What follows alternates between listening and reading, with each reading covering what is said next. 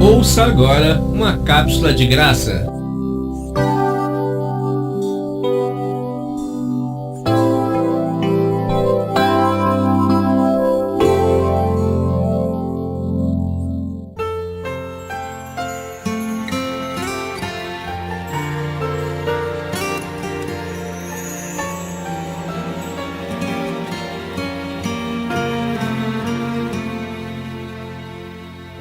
O glorioso Evangelho.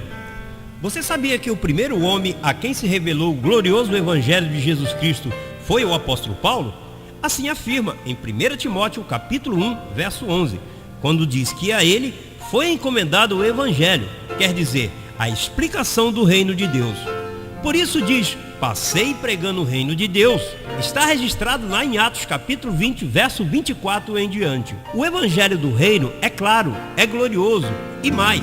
Paulo diz em 2 Coríntios capítulo 3, verso 9 em diante, que o pacto da lei era de condenação, que teve glória, mas não é glorioso com respeito a esse pacto, o qual tem uma glória mais eminente. E logo ele diz, se aquilo que pereceu teve glória, a lei, muito mais glorioso será o que permanece, a graça. Em 1 Timóteo capítulo 1, verso 16, ele diz que ele foi o primeiro em quem Jesus Cristo mostrou toda a sua clemência. Quer dizer, antes dele, ninguém havia conhecido o glorioso Evangelho, nem mesmo os apóstolos de Jesus de Nazaré.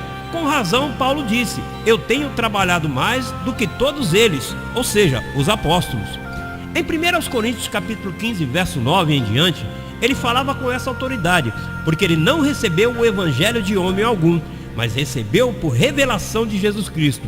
Por isso, também ele dizia, eu, Paulo, apóstolo, não de homens, nem por homem algum, mas por Jesus Cristo. A história dá evidência que os judeus se levantaram contra Paulo porque ele persuadia os homens a honrar a Deus contra a lei de Moisés. Isso está em Atos capítulo 18, verso 12.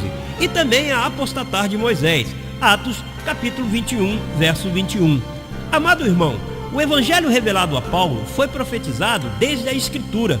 Por isso, Paulo diz que o Senhor julgará o segredo dos homens conforme a meu evangelho. Isso está escrito em Romanos capítulo 2, verso 16.